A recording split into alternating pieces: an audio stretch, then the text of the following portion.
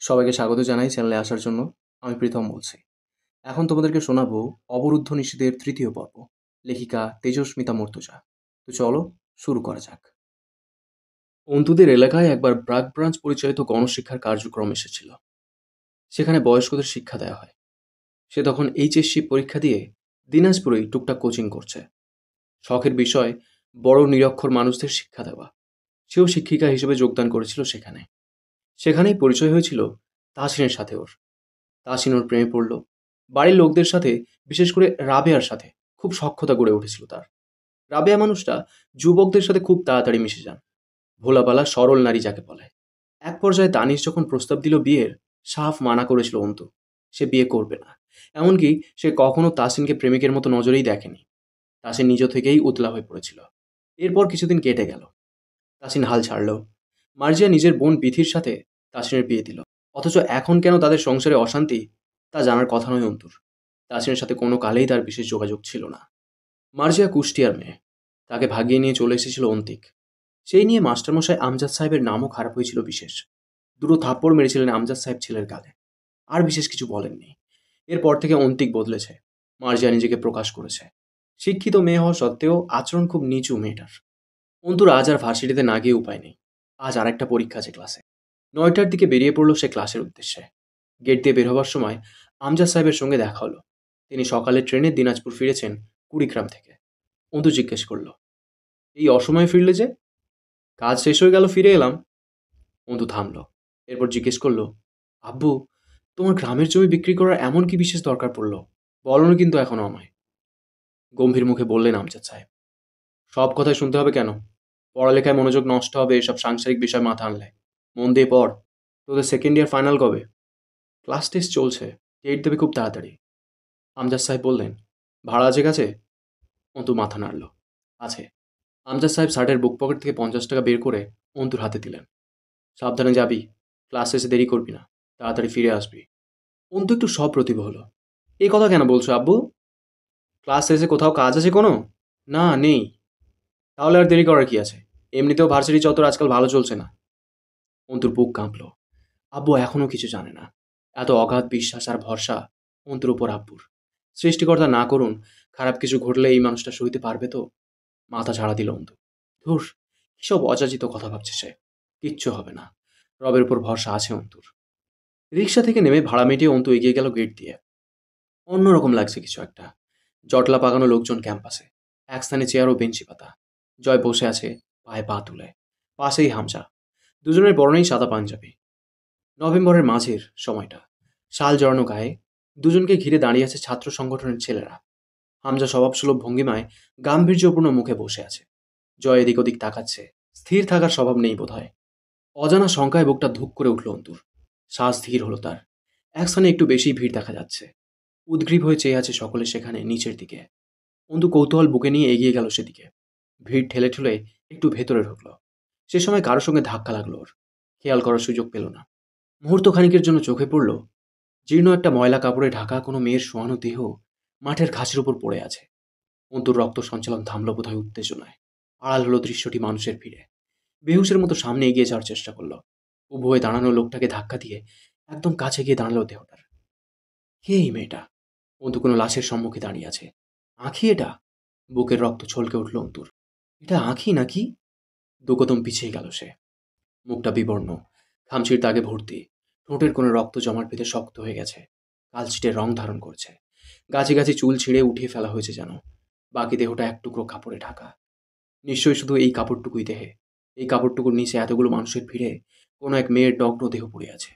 অন্তুর মনে হলো সে মানসিক ভারসাম্য হারিয়ে ফেলছে, যার ফলে শরীরটা ভার ছেড়ে দিতে চাইছে।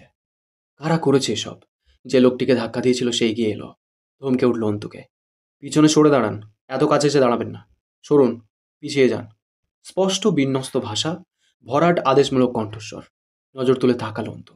কালচে খয়েরি ইনসার্টে একটা ফর্সা মতো পুরুষ। অন্তুকে উপেক্ষা করে হাতা গোটাতে গোটাতে গিয়ে লাশের মাথার কাছে বসলো। ইন্সপেক্টর রশিদ ডাকলো তাকে। মুস্তাকিন, আপনার ফোন বাজছে। মুস্তাকিন ভিক্টিমের দেহ থেকে চোখ না তুলেই বলল, পরে অ্যাটেন্ড করছি, রেখে দিন। অন্তুর চোখ ভিজে উঠেছে। না, আর নিয়ন্ত্রণে আসছে না। ওই যে ক্ষতবিক্ষত মেয়েটার মুখ, হিঁচড়ানো আঁচড়ের দাগ, চোখের নিচটা ফ্যাকাশে কালো বর্ণের হয়ে উঠেছে। সম্মান লুটিয়ে দেবে না বলে নিশ্চয়ই খুব হাঁচড় পাচড় করেছিল মেয়েটা। অন্তু ভিড় ঠেলে বেরিয়ে এলো। তার বুকের তোলপাড়ে নিঃশ্বাস বন্ধ হয়ে আসছে। আব্বু রোজ পত্রিকা পড়ে রেখে দেয়, সেখানে এমন ঘটনাগুলো চোখে পড়ে। আজ সেই পত্রিকা ভেদ করে প্রথমবার কোনো খুব লেখা মেয়ের মরদেহ সম্মুখে এসে পড়েছে। এগুলো আসলেই হয়।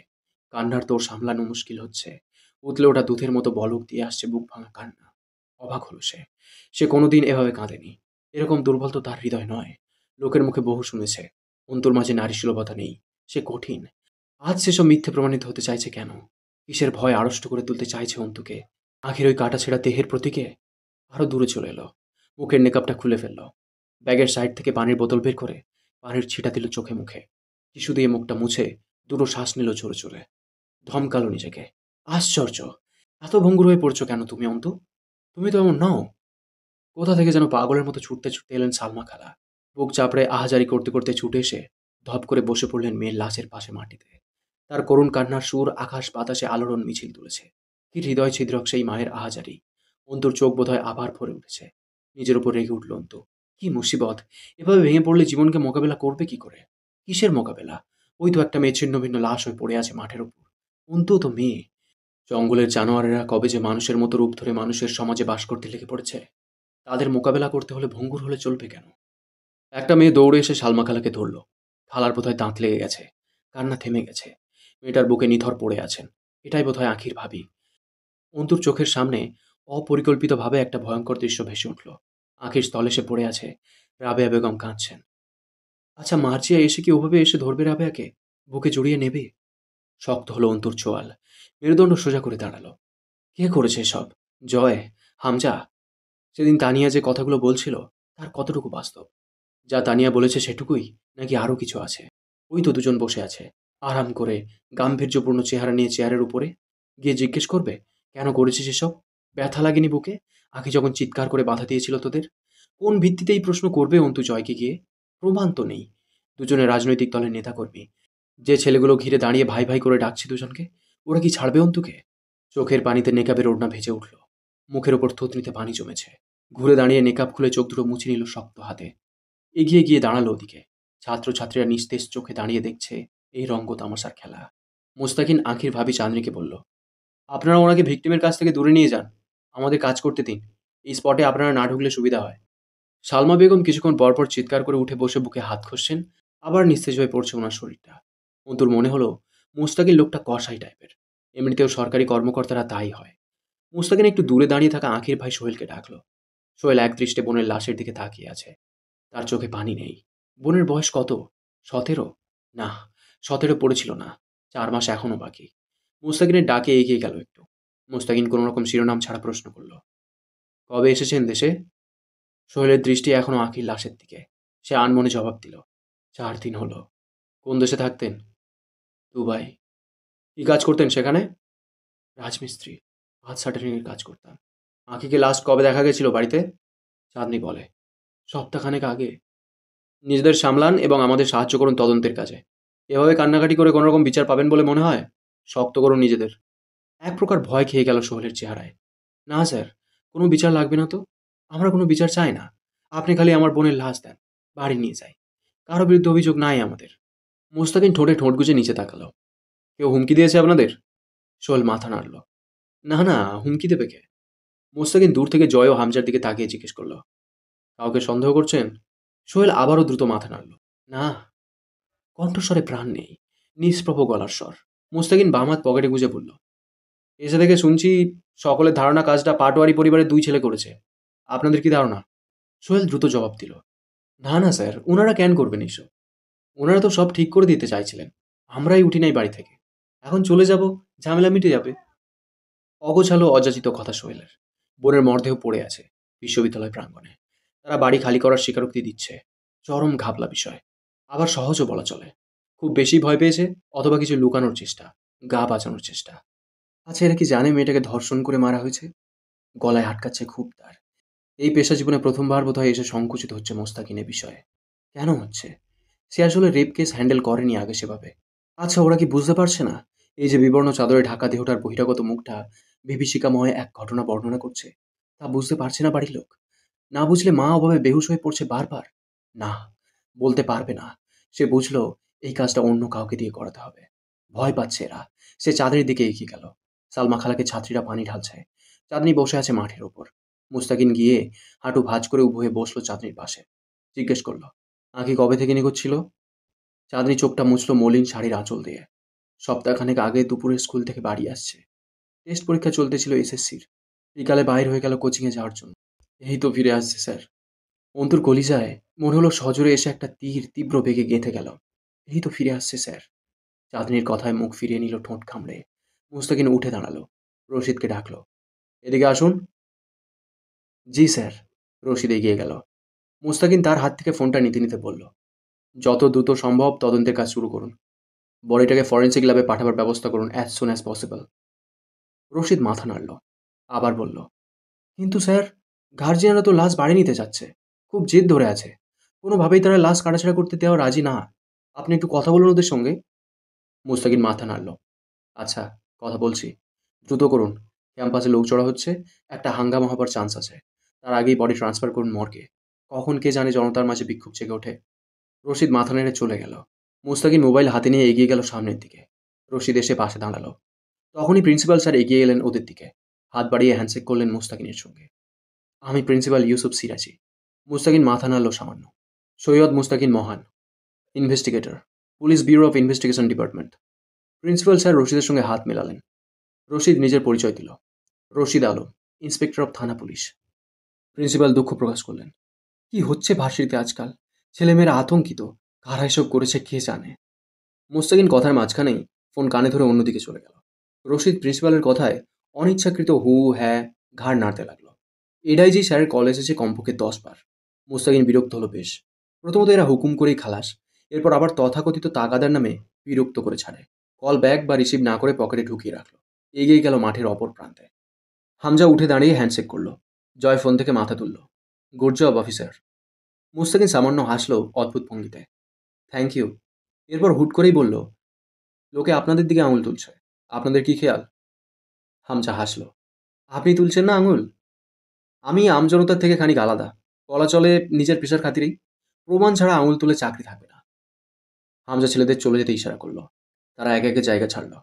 ওই তো খানিক দূর থেকে মেয়ে হারা মায়ের কান্নার ধ্বনি ভেসে আসছে। লোকের চাপা গুঞ্জন। আর পরিবেশে অভিশাপের কালছিটে ধোঁয়া ছড়িয়েছে যেন। জয় জবাব দিল মুস্তাকিনের, আপনার চাকরি ধরুন আমি রক্ষা করব। তাহলে আঙুল তুলে জেলে ভরবেন তো? মুস্তাকিন বসলো দুজনের সামনে একটা চেয়ারে। সূর্যের তেজ ও আলো কমে উত্তরে হাওয়া এসে গায়ে লাগছে। কাঁধে ঝুলিয়ে রাখা ডেনিম জ্যাকেটটা গায়ে চড়িয়ে বলল, আপনার শখ বা শাস্তি সহ্য করার কনফিডেন্স, কোনটা ধরবো? হামজা একবার ঘাড় ফিরিয়ে জয়ের দিকে তাকিয়ে আবার মুস্তাকিনের দিকে ফিরে প্রসঙ্গ বদলালো। কিছু জিজ্ঞেস করতে চান অফিসার? মুস্তাকিন সরাসরি কথা এলো। আপনারা আমাকে ডেকেছেন সকাল 8টার দিকে। তাহলে এখানে লাশ ফেলে রেখে যাওয়া হয়েছিল ঠিক কখন? সে ব্যাপারে কোনো ধারণা আছে? হামজা মাথা নাড়ল। তা জানে না কেউই। আমাকে কল করা হয়েছে, তখন আমি ঘুমিয়েছিলাম। ছেলেরা কল করে জানালো। জয়ের দিকে ফিরল মুস্তাকিন। জয় মাথা ঝাঁকালো। ভাই আমাকে জাগিয়ে নিয়ে এসেছে। আমি ঘুমাচ্ছিলাম। মুস্তাকিন জিজ্ঞেস করলো, আপনারা একসঙ্গে থাকেন? জয় মাথা নাড়ল। হুম, এক বাড়িতে। হেসে ফেলল মুস্তাকিন। ক্ষণকাল পেরোতে তার মুখভঙ্গি সিরিয়াস হলো। ফের শুধালো, লাশ এক্স্যাক্টলি কোথায় ফেলা হয়েছিল সেই জায়গাটি দেখান আমাদের। সেটা তো দেখেছেন? বিশ্ববিদ্যালয়ের মেন প্রাঙ্গণের পেছন দিকটা নির্জন এবং গাছগাছালিতে ছাওয়া। সেখানে সচরাচর লোকের যাতায়াত অতটা নেই। দিনের বেলা ছেলেমেয়েরা আড্ডা দিতে নির্জন জায়গাটি বেছে নেয়। রাতে একদম শুনশান। ক্যাম্পাসের অফসাইড বলা চলে। সর্বপ্রথম লাশ দেখেছে ঝাড়ুদার। সে প্রথমে বুঝতে পেরেছিল না ওটা লাশ। কোনো মতে অন্যটা জড়ানো ছিল লাশের দেহে। পরে কে বা কারা যেন বিশ্ববিদ্যালয়ের প্রাঙ্গণে এনেছে। এটা সকালে এসে থানা পুলিশের কাছ থেকেই শুনেছে সে। মুস্তাকিন একবার নজর ঘুরিয়ে দেখল পুরো আশপাশটা। জয়ের দিকে তাকিয়ে বলল, আপনার চোখে প্রচুর ঘুম দেখছি। লালচে হয়ে আছে। রাতে ঘুমাননি মনে হচ্ছে। এখন একটু বিশ্রাম প্রয়োজন। কথাটা কোন দিকে নির্দেশ করে বলল মুস্তাকিন বোঝা গেল না যেন। জয় চাদরটা গা থেকে খুলে গলায় পেঁচালো ওড়নার মতো করে। এরপর চমৎকার হাসলো। রাতে ঘুমানোর অভ্যাস এমনিতেই নেই আমার। ঘুম আসলে সকালে হয়নি বলে সঠিক হতো আমার জন্য। সকালে টেনে তুলে আনা হয়েছে। আসলে আমাদের মতো নেতাকর্মীদের দুঃখ আর পরিশ্রম আপনারা কোনো দিন বুঝবেন না। জনতার মন রাখতে কত যে লোক দেখানো ঢং করতে হয়। যেমন ধরুন, আমার আসতে ইচ্ছে করছিল না। কষ্ট হচ্ছে না বিশেষ মেয়েটা বা তার পরিবারের জন্য। তবুও আসতে হলো। ইভেন ধর্ণা ধরে বসে থাকতে হচ্ছে হুদায় এখানে নিরস মুখে। কেন? কারণ তথাকথিত সমাজসেবক আমি। আপনি মানছেন আপনি তথাকথিত সমাজসেবক? মুস্তাকিন কথাটা বলে ভ্রু চায়। জয় চাদরটা গলা থেকে হাতে কবজিতে জড়াতে জড়াতে বলল, না মানার কি আছে? আমি ভালা না তা লোক জানে আমি জানার আগেই। আমি জেনে লোককে জানিয়েছি, এরপর লোক জেনেছে। সোজা কথাকে পেঁচিয়ে জটিল বানালো জয়। মুস্তাকিন ভ্রু কুঁচকে চেয়ে আছে, অথচ তার ঠোঁটের দুকোণে দুর্বোধ্য হাসি। হামজা জয়ের ঠিক বিপরীত পার্শ্বে অবস্থানকারী হিসেবে যেন আজ পেশাগতভাবে তার অভিষেক হয়ে গেল। জয়কে জিজ্ঞেস করে মোস্তাকিন, তাহলে আপনাকে সন্দেহের তালিকায় রাখবো? এই শীতল কথোপকথনগুলো আর কেউ শুনলে নির্ঘাত তাদের কাছে অগোছালো পাগলের প্রলাপ মনে হতো। অথচ তিনজনে বেশ স্বাচ্ছন্দ্যে নিজেদের আলোচনা সম্পন্ন করে উঠল। জয় তাকালো মুস্তাকিনের দিকে। কপট কৃত্রিম চিন্তার ছাপ ফুটল তার মুখে। হুম, এই কেসে সাসপেক্ট হিসেবে থাকতে থাকতে উল্টাপাল্টা কিছু প্রমাণ হয়ে গেলে ফাঁসি হয়ে যাবে। যেহেতু মেয়েটা মরে গেছে, এত তাড়াতাড়ি মরে কি লাভ? মরবো এরকম কোনো কেসের দায়েই, তবে একটু বয়সকালে। এটা থেকে বাদ রাখুন আমায়। অকপট পাগলাটে অভিব্যক্তি। অথচ মুস্তাকিনও এতে কোনো বিশেষ চমকিত প্রতিক্রিয়া দেখালো না। জয় উঠে গেল চেয়ার ছেড়ে। মুস্তাকিন হামজাকে বলল, কাউন্সিলর সাহেবকে একবার থানায় আসতে বলবেন বিকেলে। আপনি আসলেও পারেন। হামজা অস্বীকার করে নিচে আসতে। আমি আসতে পারবো না, বাবা যাবে। আমার কাজ আছে পৌরসভায়। বুঝতেই পারছেন, নির্বাচন এগিয়ে আসছে সামনে। মুস্তাকিন হাঁটতে হাঁটতে আবার পিছনে ফিরে দেখলো হামজাকে। পায়ের ওপর পা তুলে বসে আছে চেয়ারটায়। মুখে চাপ দাড়ি, পুরো ঠোঁটের উপর ঘন গোঁফ, গায়ে জড়ানো চাদরের প্রান্ত ঝুলছে একপাশে। তার একটু দূরেই দাঁড়িয়ে সিগারেটে লম্বা টান দিচ্ছে জয়। তার নজর অনুসরণ করে তাকিয়ে দেখল, ভিকটিমের দেহের অদূরে দাঁড়িয়ে থাকা বোরকা পরিহিত মেয়েটির দিকে বক্র দৃষ্টিকোণে চেয়ে আছে জয়। এই মেয়েটিই তখন ধাক্কা দিয়েছিল তাকে। পরিবেশ আর সকলের কাছে নারকীয়, অথচ দুই ভাই নির্লিপ্ত। তবে এ থেকে এটা প্রমাণ করার উপায় নেই এরা অপরাধে যুক্ত। জিপে উঠে বসলো মুস্তাকিন। নজর পড়ল আবারও মেয়েটির উপর। বিমূঢ় মূর্তির ন্যায় চেয়ে আছে লাশের দিকে। লাশকে ফ্রিজিং গাড়িতে তোলার ব্যবস্থা চলছে। মর্গ থেকে লোক এসেছে, অথচ লাশটিকে ল্যাবে নেওয়ার কথা। এতক্ষণ শুনলে অবরুদ্ধ নিষেধের তৃতীয় পর্ব। লেখিকা তেজস্মিতা মর্তুজা। আমার মনে হচ্ছিল যেন আমার আমার ভয়েসটা সেইভাবে এক্সপ্রেস করা হচ্ছে না বা শোনা যাচ্ছে না ঠিকঠাক। তোমাদের কেমন লেগেছে অবশ্যই কমেন্ট করে জানিও। আর পরবর্তী পর্ব খুব শীঘ্রই নিয়ে চলে আসছি। ততক্ষণ সুস্থ থেকো, ভালো থেকো। Thank you.